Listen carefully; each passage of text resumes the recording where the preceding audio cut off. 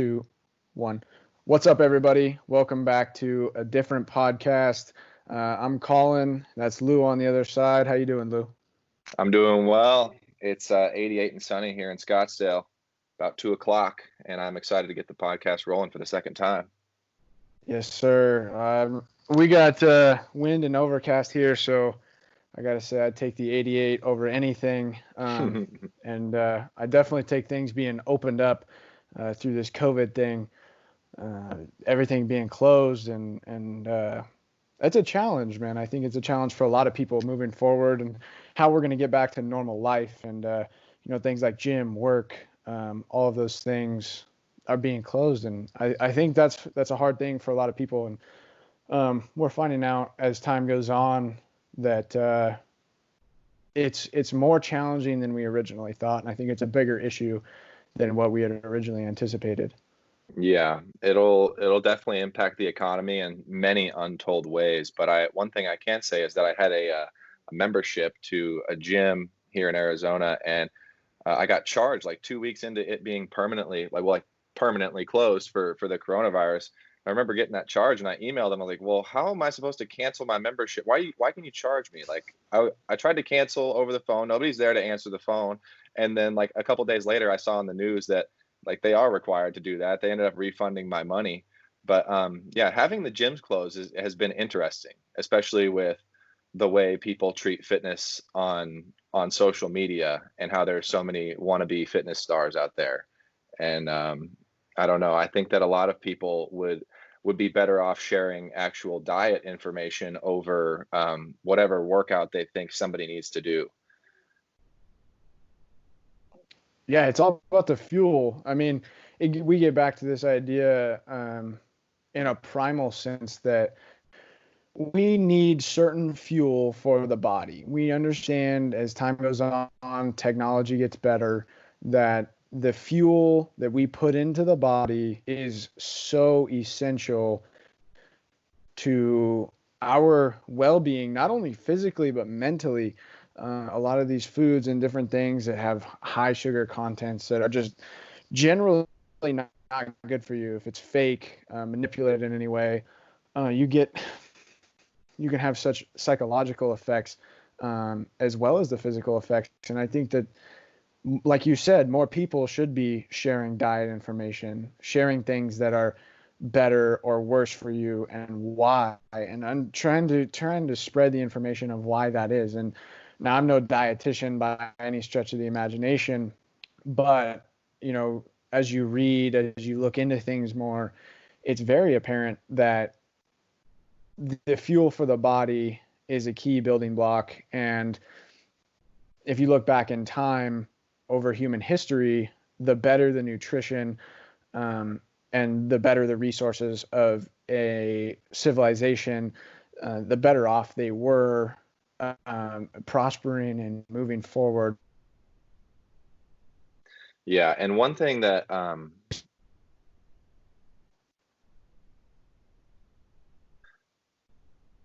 you there? Yeah, I lost you for a second.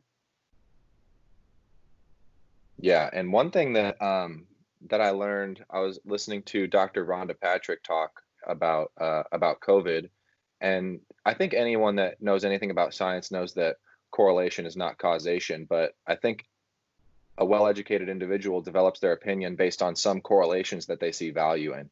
And so when Rhonda Patrick was talking to Joe Rogan, she was saying how of the whatever number of people they tested that were in the ICU for COVID, they were almost every single one. It was over 90% were vitamin D deficient.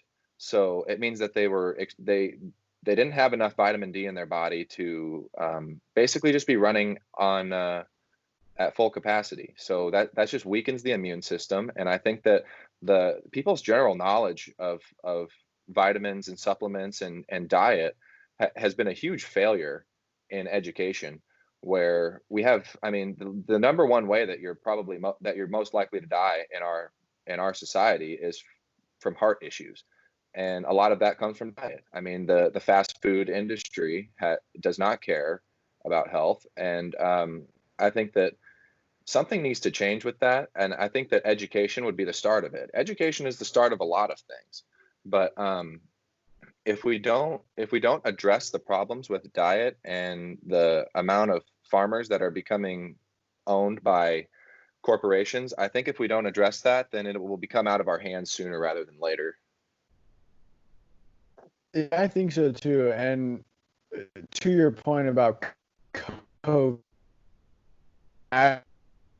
are kind of the research coming out far better than what was originally released in the earlier days and the earlier months of what we're going through in this pandemic. Something that's not largely talked about though, and I find it interesting, and you can find it if you're looking, is the not. I mean, as you say, correlation is not causation. However, they're finding that you're more likely to have a severe case of COVID if you're obese, and they're Yeah. seeing that obesity is in some way linked to severe COVID. And a lot of that comes from the dietary things and choices that we are making on our day to day lives. This is a day to day thing that people don't understand. It's like, yeah, great, I can diet for 3 weeks and then I'm just going to go back to eating what I was eating before. And it's Right. like, why would you do that to yourself? Because yeah, you might be better for 3 weeks, but are you really making a long term change? And I think the long term change conversation is one that should be talked about more. And the studies about obesity and COVID and their link, as I just said, the correlation isn't causation, but there's some sort of link there that we're beginning to understand. And that's important for people to not only realize, but it's also an important step back in terms of when we see people who are coming to America from other cultures, other societies, that aren't exactly like ours. We're seeing people everybody talks about the food, the massive amounts of food. If Hmm. you hear fighters, UFC fighters, they talk about this a lot, who are from other countries, and they get here. They have to order medium or small meals, because the large meals, they understand that if they eat those things, they're going to start trending in the wrong direction physically for where they need to be in their preparation. And the serving size issue and the pure calorie count, um, that you can get from one meal is astronomical if you're not conscious in some way, shape, or form, about what you're putting in your body, what you're choosing to eat, and what types of meals even you're choosing if you go out. I mean, I eat out. I get it. It happens, and everybody No does doubt. it. But it has to be a conscious choice of kind of, hey, what do I want to be? What do I want to put in my body? And how that's going to affect me, not just in the moment right now, but like in the future, and as time goes on and I continue to develop as a human being, both psychologically and physically. That is, I mean, the impacts can be huge, and if you make that choice day to day, you can start down the rabbit hole, and it becomes harder and harder to change the longer you're in it. Yeah, and then it goes back to what you were saying about how like people will do like a 3 week diet or like a month-long diet, and it's like, well, let's redefine what the word diet means, because diet is your daily intake of everything. Twitter is a part of your diet, and obviously food is, and that's what people think of in the first things. With the first thing they think of a diet, they think of food. So doing a 1 month diet, it can definitely show you a lot of things about that diet, and I don't think it's a bad thing to do. I mean, the keto diet has its benefits. Vegan, it has its benefits. I mean, if you actually look into it, and I can't say for myself that I've tried those diets to the extent to know personally, but from what I've seen and from people I know who have tried them, I mean, what I understand about it is that your diet is constant. I mean, you're a human being at all times, and it never stops. So for people to be thinking of diets in that way is simply wrong.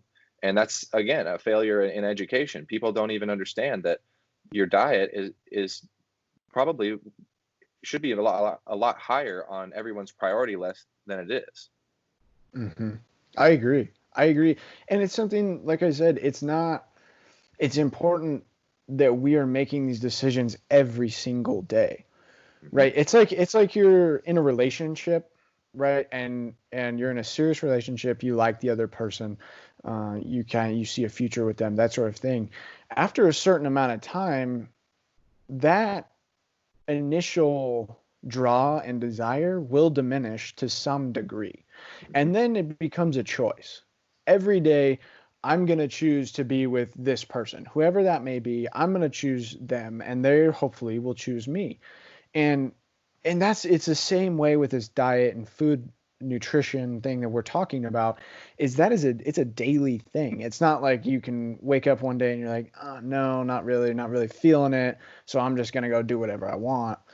Like, that's not how it works. If you're wanting something long lasting and sufficient to meet those desires and meet those wants that you have intrinsically, I think that's a super important thing. And if people don't understand the diet thing, maybe they can resonate with the relationship thing, and kind of see it in that way. It's a daily choice, and that's Well, important. I think We it's have important to note the difference um in like waking up and not following your diet. Like, I mean, so many people right now don't have any plan, and like having a plan is an important thing, and it is an important aspect of anything that you do. And if you don't follow the diet, it's not a big deal. A lot of people haven't followed a diet their entire life. And so when you stray from the diet for a day, it's like, okay, well, so what? Like, you're trying to actually learn more about what food you intake, and that's the whole thing. It's the process. Like, it's the process of learning more about food. And what outcome are you really looking for? Are you looking to be a smarter and more knowledgeable person about what you're eating, or are you trying to prove to yourself that you can do something for X amount of days? And I think that is a it reminds me of an audio book I listened to that was one of the best of all time. It was David Goggins' "Can't Hurt Me," and he talks about the accountability mirror, where you basically just put up stickers or sticky notes on your mirror, and you're just brutally honest with yourself about things. And I think that would be a good start for a lot of people. But for me, as someone that was already at the time a pretty highly motivated individual, I didn't feel the need to do that, because I felt like I had parts of my life together, and I wasn't quite ready for that challenge, because it is a challenge. But I Mhm. think that's a great way to think about it, where you write down the things that you're brutally honest, the things that you want to change, and you look at them each day, and it's a lot about mindfulness too, because like that goes back to the relationship aspect of it, because it's like you have a human being here that wants to live a life of happiness and meaning, and you get to choose that. And it's a very complicated thing that comes from experience, and also just learning from other people and seeing how long lasting relationships have worked, because my parents have been married. I mean, they I'm not sure how many years, 34, 35. And it's you know, it takes an attitude, and you got to wake up with it, and you got to go to bed with it. It's a mindset. Yeah, it's something that if you put it in a relationship uh, kind of context, right?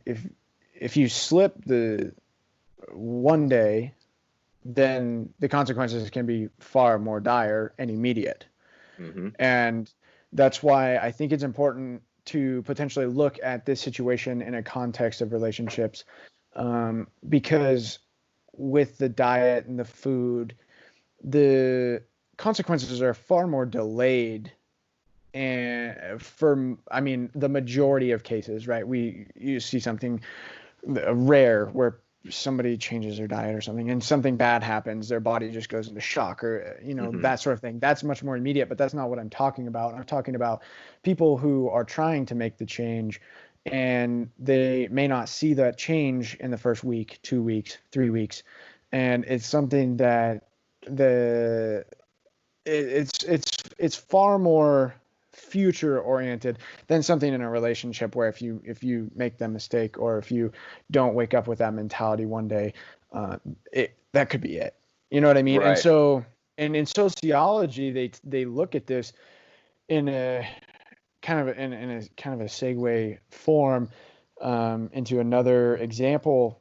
In sociology, they look at this and they see that when looking at criminal activity, and we see a lot of crime in the United States, among other things, and in other countries that may not be the case, and obviously people want to understand, well, why is that? Why does this happen? And a lot of studies have come out, And it's important that when you look at the consequences, the strength of the consequence and the term of the consequence in terms of how quickly that consequence comes about, that is the key indicator of people choosing whether or not to commit crime. Mm-hmm. Because if the consequences are swift and they're extreme, you see countries where they get years in prison for littering, and it's immediate. If you get caught, it's immediate. And that's not something that happens in the United States. And the littering thing doesn't happen in other countries where they have those strict and swift laws.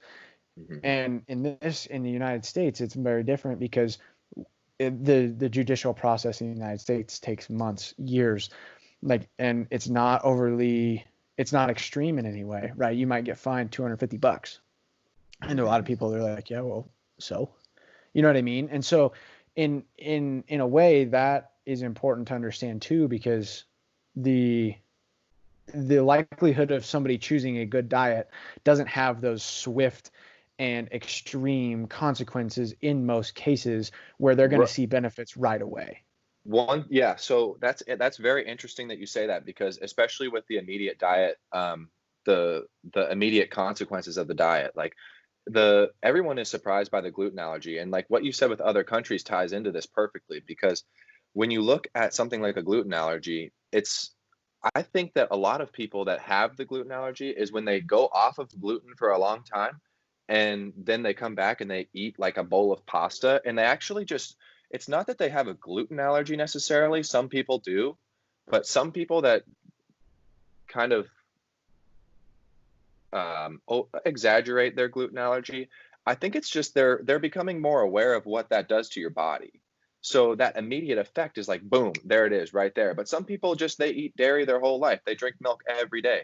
They eat gluten every day, and they just don't know that it makes them feel differently.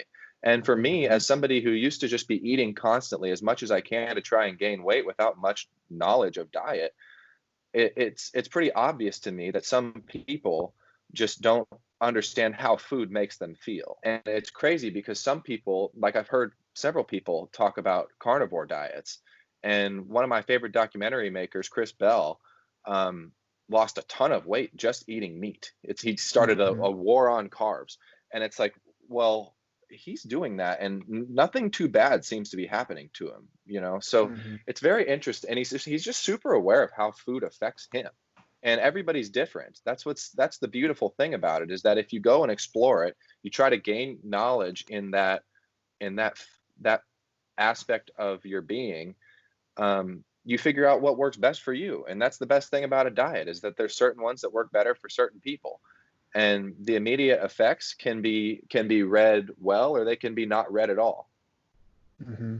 And I think, I mean, obviously there's a lot that plays into that, right? Like, when you have like the gluten allergy is interesting to me because I think it's twofold, in the sense that if you're off of gluten for a long time, the body's ability, and this is well documented, it's well known, that the body just inadvertently adapts to change quickly. If something in your situation changes, yeah, it may kind of knock you off your rocker for a day or two or a couple of weeks or something, but your body naturally and your mind naturally get into a state of adaptation right away. And that is such a, it's a primal thing. If you look back in human history, if you didn't adapt right away, you were dead. I mean, like 10,000 years ago, if you weren't adapting to what was going on and making like your body naturally adapting to hotter, colder temperatures, location, understanding that, hey, this isn't right, we need to move on, in both physically and mentally, then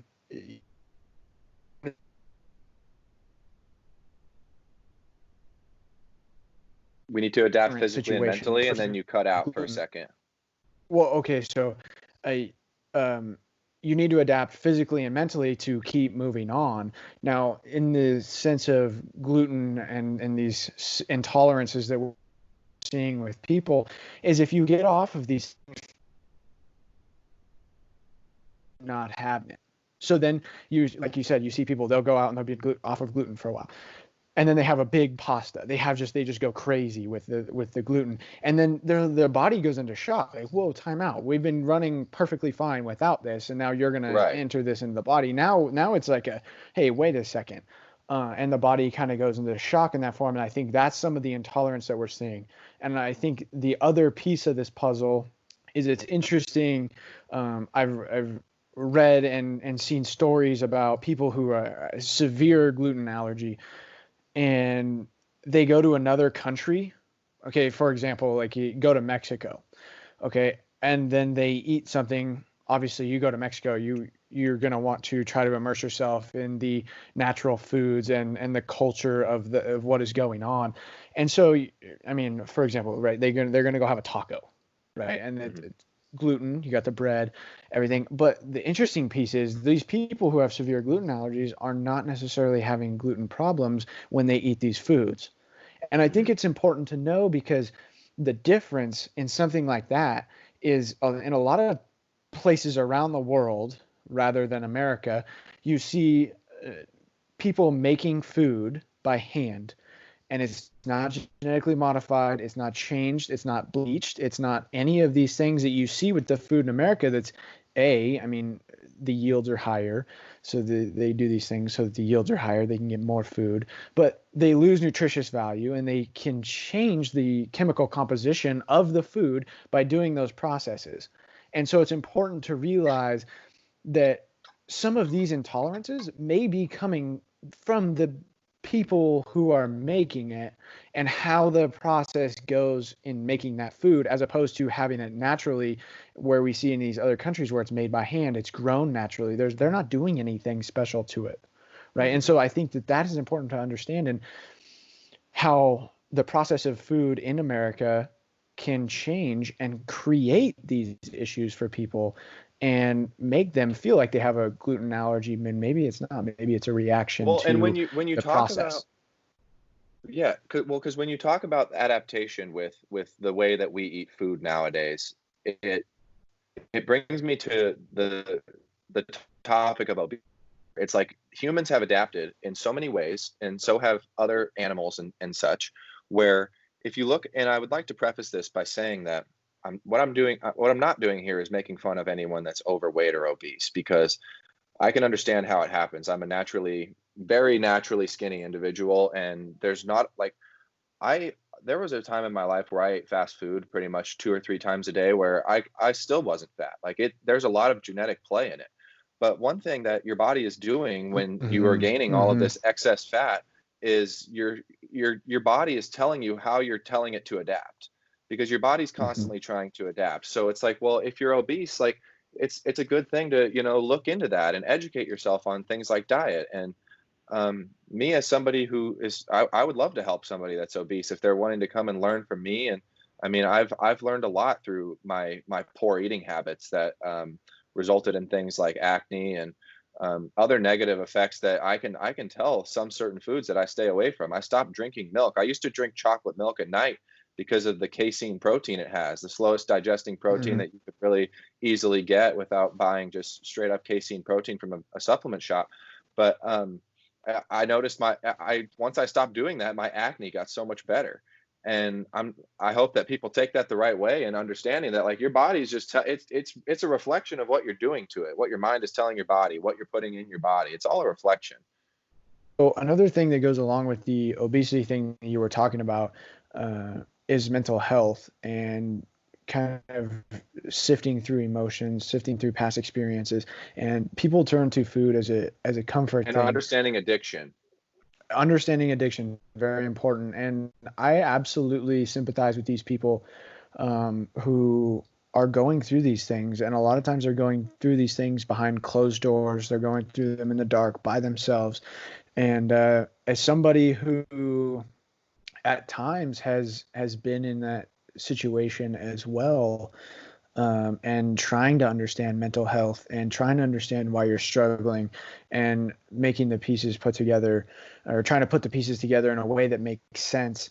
Um, that is a conversation that needs to be talked about, and I want people to know moving forward that it's okay to struggle. It's okay to not be okay in the moment. It's okay to go seek help. Man, I think that one of the biggest things in this mental health world, where a lot of people are struggling, and a lot of people are struggling with COVID, and it's bringing on a lot of these kind of mental health issues from isolation, from not being able to have a social structure, in which people, I mean, people need social structure. That's part of the primal instinct of, hey, being part of a group, and um, being needing to be part of a group to survive. If you were an outcast in the group, that means that you got to go by yourself, and that means you don't have the protection and other things. And so we're seeing this now in um, in the current world, where a lot of people are struggling with mental health. And I want this to be known, and I will absolutely own it. Um, that it's important to seek help. And if you don't have the resources to seek help, there are ways to find it. And I want people to understand that. I mean, a lot of people probably wouldn't expect me to come out and talk about this, or be as open about it. Um, but I have absolutely, gone to see a therapist to try to make sense of what was going on. Now, I want this to be prefaced with the fact that I waited 8 months. I struggled, and I tried to go through it on my own for 8 or 9 months, and it wasn't working. I was getting worse. And I think it's something that people don't really realize, and they don't necessarily want to do on their own, or they don't want to do with the help of another person. They want to try to do it on their own. And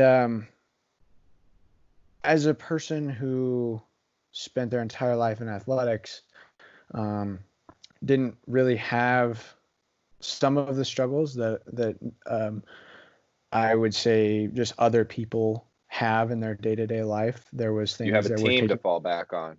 I do. I have that support system that I was talking about, and that's something that, when all of that disappears, man, it's sometimes hard to understand. And when things and opportunities don't work out how you planned, man, there's always another plan. For some reason, some way, there's always another plan, and you have to believe that. But like I said, I want it to be known that it's okay, that it's something that should be talked about. It shouldn't be a taboo topic to try to go get help and Yeah. find these professionals, because the more people that talk about it and come open and say, hey, you know what, I can own it.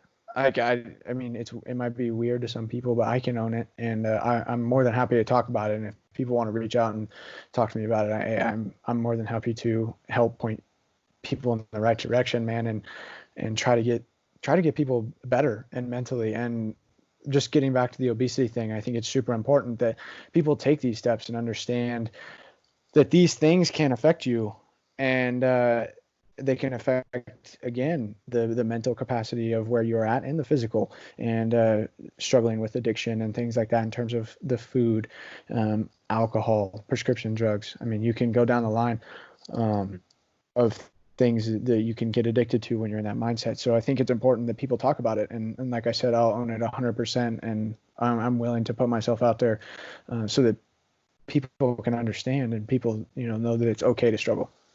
Yeah, and well, I mean, if you think about it, it's I mean, think about how many people listen to the two artists, Juice World and Triple X. Two people that, I mean, I've listened to their music, and I'd say I'm a fan, but I'm not somebody that listens to all of their songs or has listened to all of their songs. I've listened to some of them, and one thing I know is it's a super depressing vibe most of the time. I mean, those guys, they have such a huge audience, and obviously they both passed away. I mean, RIP to both of them. I mean this in a good way, in the best way possible. That um, I mean, they're talking directly about how their mental health is not in a good place a lot of the Mm-hmm. time, and there's a huge Mm-hmm. audience for that. And Huge to audience. normalize the conversation, and not just to normal, like saying I'm going to normalize the conversation, that doesn't really help anybody. And so No. for me, as somebody who's also gone through some similar things, and I mean, I majored in psychology, so a lot of people believe that the reason somebody does that is to figure things out about themselves. And I too would like to be a resource for somebody to talk about that. If they want to tell me something about their life that has been bothering them, I'm an ear that will listen too. So, but also a good therapist. One thing that I've learned from studying good psychologist, is that a good therapist, what they do, they don't tell you how to live your life. They show you how to understand yourself in a new way. That it's like, hey, there are a lot of people that feel how you feel. There are a lot of people. It's part of the normative human capacity to feel this anxiety and depression that comes along with social media, especially, and diet, where, I mean, some people don't understand how addictive sugar is. And I mean, it's just Mhm. like when your phone rings, you get a like on Instagram. I get it. And when somebody likes my photo, it's like, ooh, who liked my photo, happens to everybody. Yeah, dopamine, And I dopamine, dopamine. exactly. And I think that I was never somebody that really focused that hard in school. I was somebody who really gave it 100%, 110% in baseball, where I wasn't ever thinking about going to school. I graduated college because I played baseball, and that was a great Yeah, outlet me for too. me to deal with like when I was a little kid. I didn't There was a lot of stuff that I didn't deal with, and I don't know if I would have been able to handle it as an everyday college student. And baseball really helped me with that. It also offered free resources for me to talk to people. Especially at Mississippi State, they had someone for the baseball team to talk to. So, I mean, that's obviously a program that has the funding and all of that for a specific person to do so. But Sure. there's always people that are willing to listen, and that's a hard thing to find, especially now where you can actually get someone to say like, hey, like seriously, like slow down, like let's be in this Hmm. conversation because I have something that I really want to tell you and I want you to genuinely listen to me just for a short time. And like, And I'm not looking for a response. mhm, If I'm trying to be, if I like, you understand the perception of athletes in America, right? You're not supposed to be weak. You're not supposed to ever show any weakness mentally, physically, nothing, right? You're supposed to and be just especially in iron, baseball, oh, especially in you're not supposed baseball. to show emotion. It's changing now. That like if Yes. baseball wants to survive, they're going to have to do that. But go ahead. I just had to Yes. say that. No, you're exactly right. And in this kind of, I would call it a hyper masculine environment, of male athletics, we see we see struggles with people admitting to certain things and being weak, uh, and showing moments of weakness. And the thing is if somebody wants to show that moment and show inside their life just a little bit, even if it's just a hair, they don't want you to try to correct it. They don't want it's not That's not what they're looking for most of the time, I would say. They're looking for an open ear to be able to say, hey, you know what, I hear you. And that's it. Sometimes it's that simple, just being there for somebody and getting into this conversation of, hey, like, I understand, and I'm here for you just to talk. I'm going to be a judgment free zone for you. You know what I mean? Yeah, They it's don't like, want to hey, be judged. I'm offering you my perspective, and my perspective. If you can't share your own perspective, then it's almost like it's just in your head, and it'll make you seem like crazy, because it's like this Right. is what I'm feeling, and like I feel wrong for feeling this way. Like I don't know why. Like my life is good. I have nothing to complain about. Why am I feeling this anxiety having to go to a job that I like, or having to go to baseball practice? Right. Like there's so many people that like where you'll have an advantage in Yeah. life. Like for me, when it was like baseball practice, I mean, baseball became a job for me in a lot of ways. And if it's not a job to you, if it never became a job for you, I would say that to an extent, you maybe weren't giving it everything you had. Because for me, I was very particular about how I did things. And I told a lot of people, no, I can't hang out with you because I'm hitting and lifting today at that time. Sorry. Like no Right. excuse for me Right. to miss that. And so it was a part of being a baseball player. Like, are you a baseball player if you don't hit 300 days a year? I mean, I was hitting No. 360 days a year. I was Yeah, lifting me almost too. every day. It ended up messing up my back. I was lifting way too much. And Yeah. it was because I wasn't, I'm not the smartest guy out there. I wasn't ever the smartest guy out there. I didn't have all the new Well, information, but I just knew that if I gave it every single thing I had, I left it all out there. So, I mean, it's a complicated subject, but a I lot of think things so go into it. too. Go ahead. Yeah, I mean, you noticed in the last podcast, I had my shirt. I'm sure people will see it. It said "Bet on yourself." And in a way, that's a good representation of who I am and how I choose to live my day-to-day life. I choose to live, and you are very similar in this fashion. And I want people to understand that if you are, this might be good for you to hear. Is like you mentioned in the last podcast that you were always plan A. And I think that it's important to understand that I live life all in. I don't look back. I don't have a backup plan. I don't like I choose not to do these things, and I choose it for a reason. With baseball and with anything, with my relationships with my family, and other people, I choose to be all in, and I choose to live this life of full immersion into whatever I am doing. Mhm. And it's important to understand that where that leaves you is it leaves you potentially vulnerable to getting hurt, to being more invested than the other person or Mhm. other people that you're around. It Or leaves you oversharing, where somebody's not like right. keeping your things private that you try to actually open up to somebody. That's another problem. It's like, I Yep. want to tell you this, but I don't want you to tell anybody else. And like, I hate having to say that to someone. Like, there's a lot of people Yep. when you say that, they're like, I wouldn't tell anyone. But it's like, no, sometimes like I know, like people do. So even, you know, Yeah, I'm still and going to that's to get preface back to the sometimes by saying that. yeah, and that gets back to the judgment free thing, man. Like, hey, I need an ear, like I need somebody who I can trust. And sometimes that's a third party who has no skin in the game. And that's why I think it's important to talk about therapists and their kind of role in mental health, because it's important to understand that for those people who have no skin in the game, they can offer different perspective and they can offer things that you can't get from your family, from your friends, from your partner. Like these things, they see you on a day-to-day basis. They have skin in the game to some degree, some fashion. And so if you're able to find that outlet of somebody who doesn't have skin in the game and it isn't involved and that can't benefit from something, um, then that's powerful. And I think that that is an outlet that more people should take a look at, because Mhm. that is powerful, and that gives you the ability to open up and be free with your thinking, be free with what you say, and not have to worry about the judgment piece. And as I was saying before, I live life all in, and I don't believe in backup plans, and I'll tell you why. Backup plans, man, if you have a backup plan, to me, and the way I live, and this is definitely how I approach baseball. And the reason there's such I call it an athletic hangover of what do I do now? What's my sense of purpose once I was done? And if you're living all in, you don't have a backup plan, because if you have a backup plan, why isn't that your plan A?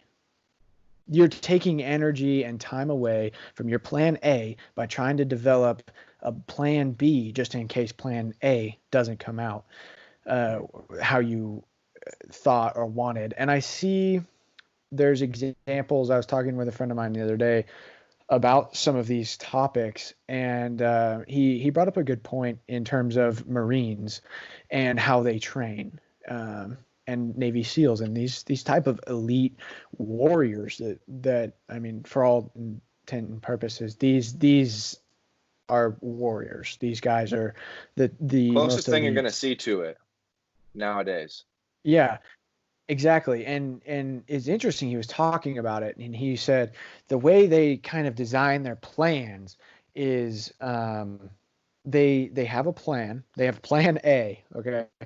And if they practice plan A, they practice what is gonna happen. Now, if it hits the fan, they're not like they don't have a plan B. Plan B is just to survive, and Yeah. That's it's developed on very the fly. primal. Yeah, it's just survive long enough to get back to the beginning of plan A. Mhm. Then if we're back at the beginning of plan A, we're going to still continue with plan A, but we might have to tweak it a little bit, right? Yeah. And so they don't live in a state of backup plans. They don't have A, B, C, D, and they have A, and then if A doesn't work, we're going to go back to the beginning, and then we're going to just draw it up a little differently, and then we're going to call that plan A again. And Right. so that's a good example, I think, of living all in and living with a plan and a purpose that's completely driven. It's intrinsically driven. And I think that's important.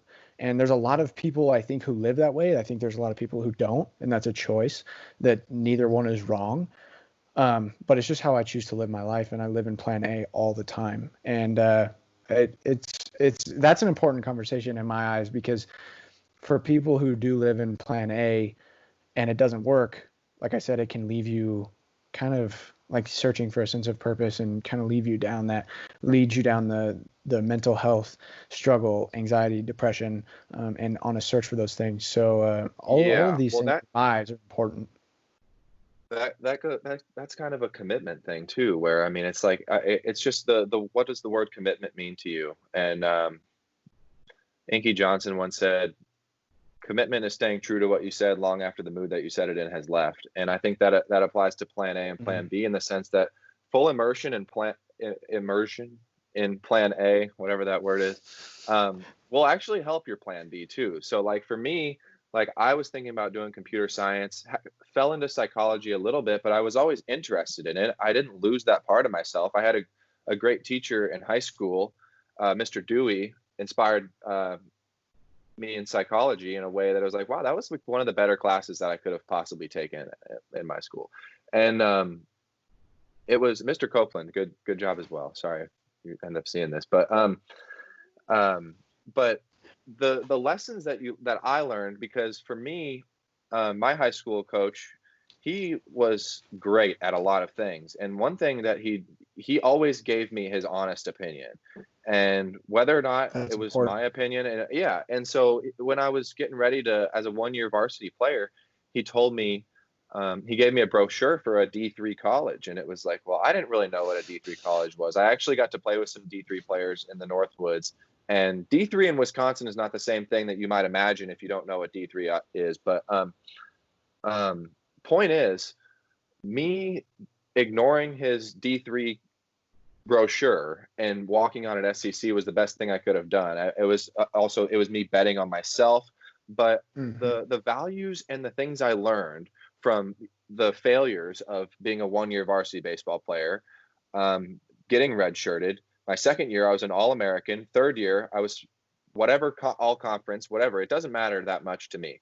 But what I learned from it has helped me in what now I can't play baseball anymore. Like I hung up the cleats. That time comes for everybody. I'm grateful to have played as long as I did. But my plan B, which was my plan B back in the day, is now my plan A. Develop myself it's still the same plan. It's me developing myself in the best way that I know how, using the things that I learned from my plan A back in the day. So if you don't have a plan A and you're not fully bought into it, it's hard to get to the deeper levels of understanding yourself when you're not fully committed like that. Yeah, and I think it gets back to exactly kind of the story about the military, in the sense that, right, you were essentially given these tools in your original plan A, and you took those tools and now you can apply them to a new plan A.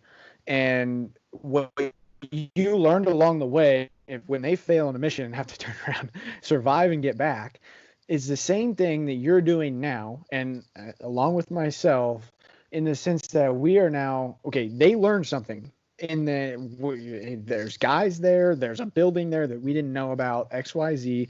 Okay, now we can redevelop this plan, use what we know and we just learned, and now we can create a better plan that will hopefully get us where we want to go. And I think it's your D3 story is important. And it's funny because I didn't actually know this before the podcast. But I had the same thing happen to me. My high school coach, he was like, "Where are you going to go to school? Have you committed anywhere?" And I was like, "No, I was talking to some schools, and I didn't have any offers, and I had a JUCO offer." And he's like, "I think you should think about going D3."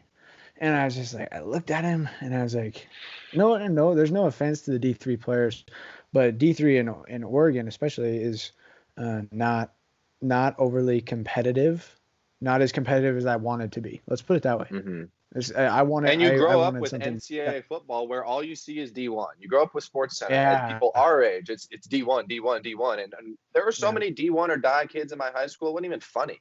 It was like yeah, you're not even considering what's important in sports. What's important in sports is being a teammate and learning valuable skills like we were just talking about.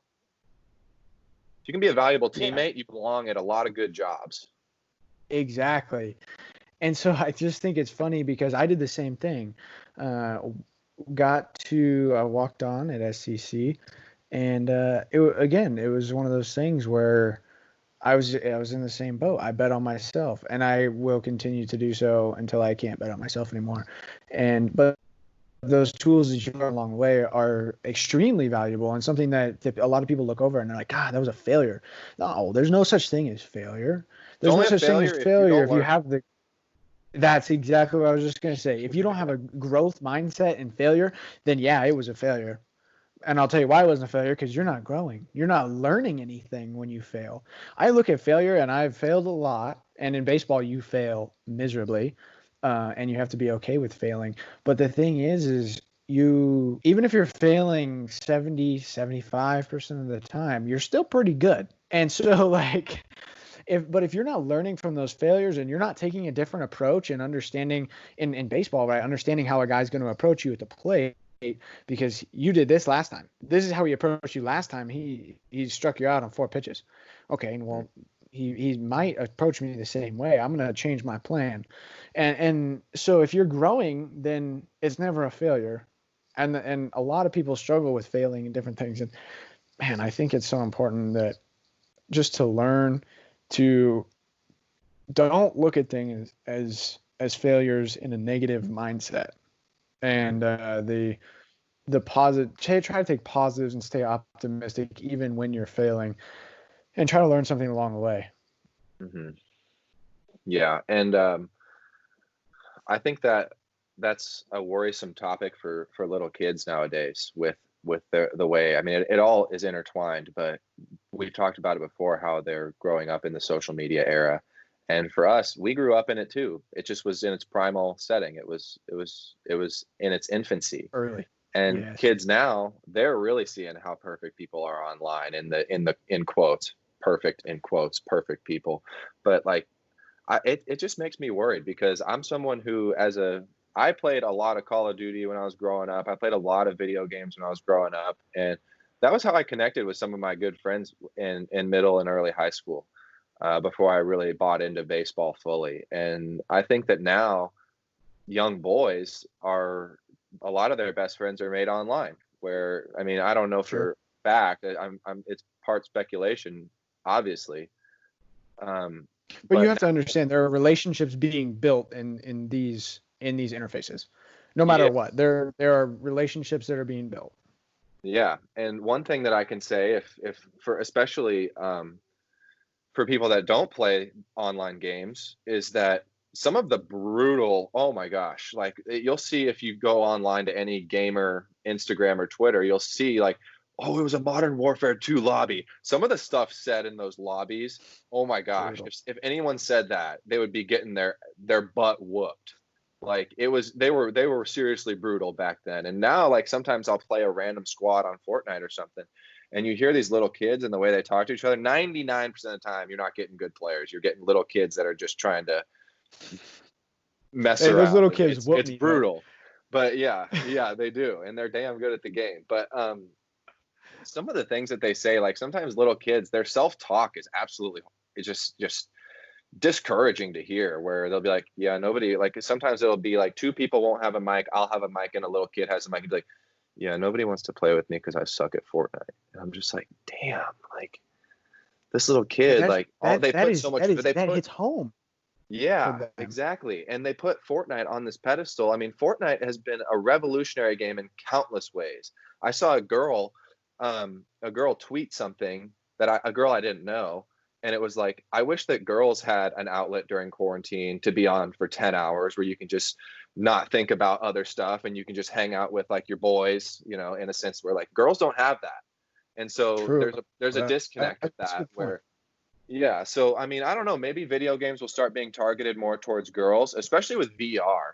Once VR becomes more Sure. prevalent, I think that girls are they're gonna start owning things like Xboxes, and like the new Xbox and the PS5 are coming out this holiday season. As long as, you know, they were supposed to release like trailers announcing what actually is going to be going on with that, but it all Mm-hmm. got pushed back because they didn't want to do that during all of these protests and everything. And Between it's a that and just confusing time COVID. for, yeah, there's so much going on that's so much more important and so much bigger than the new consoles that, I mean, who knows? Who cares if they push the release date back? I mean, Yeah. there's a lot going on, and we'll see how that affects. But I do think that girls are going to be targeted much more heavily as far as video games and stuff, and as VR comes more into our lives. Yeah, I think so. And I think that is kind of it'll be interesting to see the development in that, because so many games are geared towards violence, Yep. in the sense that you're trying to beat the person, you're trying to kill them in the game. And you see this in Call of Duty, you kind of see it in Fortnite. It's the same sort of idea, and you're talking about two of the most prevalent games that have come out in the past decade in terms of the just the type of game that comes out. And so the question is, and obviously men, um, in general, I will say, are more geared towards violence than women. And so that is just a natural attractant. As a young kid, or growing up, or even now, there's a lot of people who that's an outlet for their violence and their anger and their things like that, where they can just go and they can just do this online, and it's not necessarily hurting anybody. And so that's an important outlet. Now, with that being said, with the women and girls who will be uh, no doubt targeted in the future, that it's a completely untapped market. So if you're looking at it from a business perspective, it's like, yeah, obviously, but And girls what will like be the some video draw there? games, like The Sims, Exactly. like that old dog game that was on Nintendo DS. My sister played that a lot. My Sure. sister is an exception. When she was young, she was good at Nintendo 64, and she's still like, she'll play Rocket League with me. She plays games now. Like, there are gamer girls out there, and like, we're obviously not Sure, talking and about they're them. good. They're Yeah, like good. they're They're good. it's Yeah, impressive. they're just normal, you know, like, and we grew up with that. So I have an advantage as somebody who's played video games my whole life. When I pick up a new game, like, I have a built-in uh heuristic for it. So um there is that too, where like a girl now, like if she's my age and she tries to get into video games, it's going to be like, I mean, look at it, like, here's my controller, like, I know what all of these buttons do, like, in almost Yeah, every it's game, if like it's me a trying to I pick up know hockey. exactly what to do. Yeah. Yeah, it's just totally unfamiliar. I don't. I can like you put me on a track, I'll run. You put me on a basketball compete ball field, I could. You put me on, tell me to skate back and the wall. And it's the same sort of thing, like with people who try to pick up, old dog new trick mentality, right? Like Yeah. you get this idea, like, God, after a while, man, you don't want to do new tricks anymore. You're like, I'm comfortable doing what I got. And so it'll be interesting to see how the younger women, girls, will be targeted in that state, and how that's going to affect and give them a potential sense of community as well in the online space, outside of just the typical posting a selfie, trying to be this Instagram model or something, and that Yeah. is their sense of community. And I think that is so unhealthy in a lot of ways. And women are more susceptible to this than men, because of, well, just men giving them attention just naturally. Um, and it's interesting when you look at the statistics of, and it's weird when you look at the statistics of men and attractiveness and they're attracted to this, Mhm. and it plays a part in this. And I only bring this up because it's important to understand when they surveyed guys, men from, I want to say it was 20 to like 70, and the age in which the men were, or the age of the female who they were attracted to, it didn't change. from 20 to 70. Okay, this is an important thing for people to understand. Men, their scope of who they think of attractive is literally like 20 to 25. Okay, no matter if you're 70 or no matter if you're 20, it's always from this study and probably numerous ones since this study. I mean, it's this little tiny window, right? And so that kind of plays into the whole social media thing. Old men following young girls, like it's weird. Okay, it's weird, and I understand that.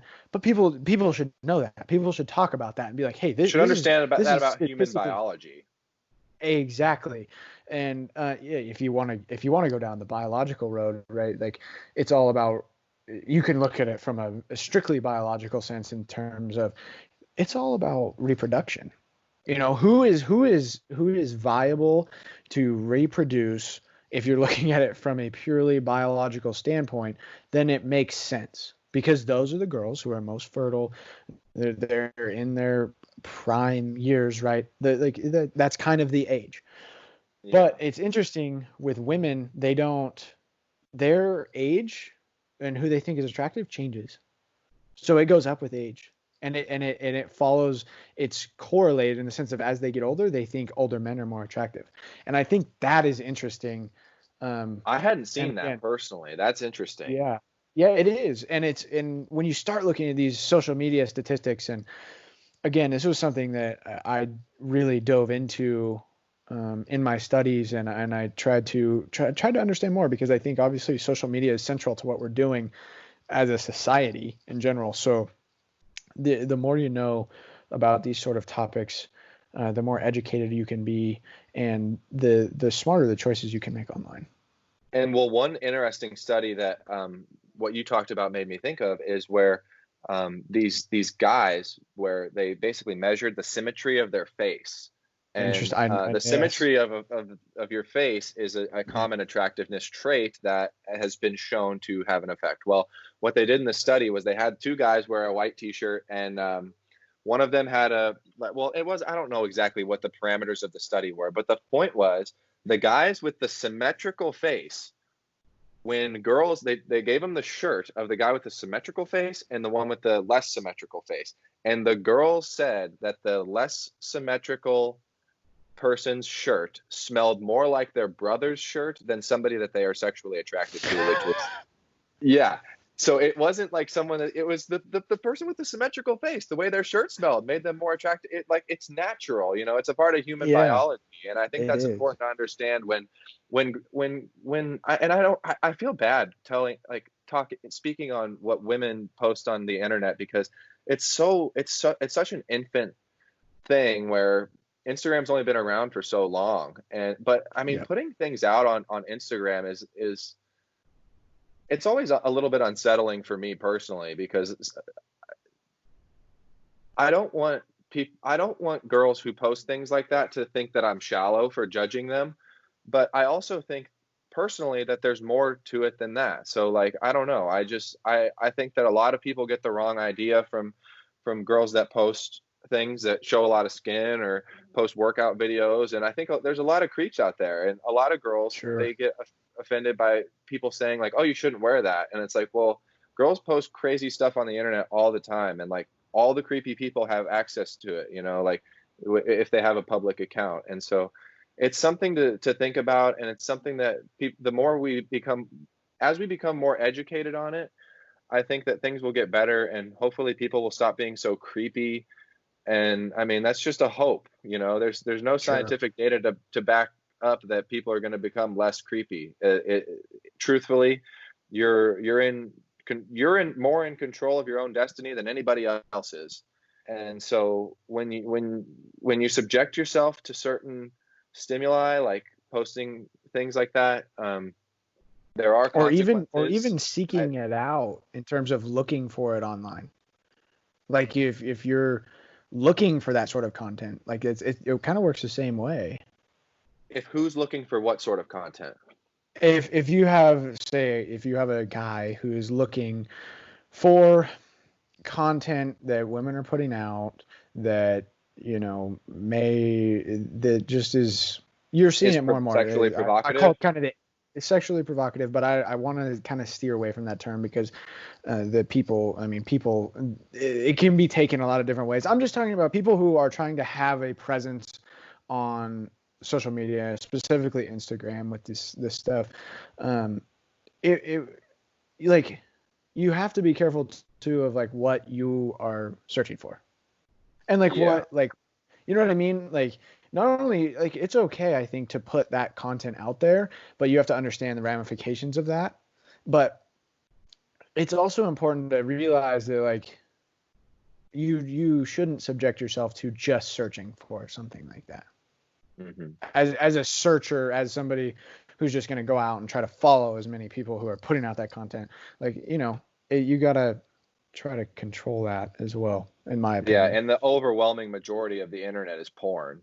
So like, I mean, it's not just Instagram girls that are. It's so No, much. it's not. It's such a complicated thing. Like, oh my gosh, like that's why I really hope girls don't take that the wrong way from what we're saying, because like that's the world we live in right now, and it's important to understand that that's what people do. And like You the have pot. to you have to Go ahead. acknowledge it. You just have to acknowledge it. Yeah. I'm sorry to interrupt you, but No. like it's the world that we live in. Hmm. Yeah. And I don't know. We'll see how social media progresses, but I mean, I think some good things could come from an overall total downfall of the internet. I think that it wouldn't be the worst possible thing for human beings, but I mean, obviously, a lot of bad things would happen. But in a Well, sense, I think that's something we should dive into in our next hour. And there's, I mean, there's a lot of evidence to support what we talked about. And yeah, absolutely. If you're someone who's listening to this and is like, go do a little bit of research. I encourage you to go get informed about what we're talking about in these studies, and just go see for yourself and come to your own conclusions, man. We're just here to start the yeah, discussion.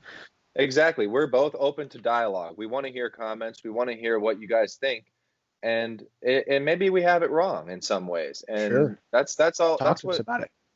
that's it couldn't be more important in this time to just be willing to have a dialogue. Every single person, like I'm willing to have a dialogue about dang near anything that you would want to. So like we were talking about, if you're someone that wants to comment on what we talked about on obesity, mental health, anything like that, we're just starting a conversation, and we're growing from this just as we hope other people can grow from this conversation. Absolutely. Well, Blue, it's always a pleasure, man, and always thank you for your time. And for those of you still listening, we would sure appreciate if you give us some feedback, like, comment, shoot us any information, and if you like us, man, hit the subscribe because this is just the beginning. Yep, it was a pleasure. Yes, sir. Cheers, Lou.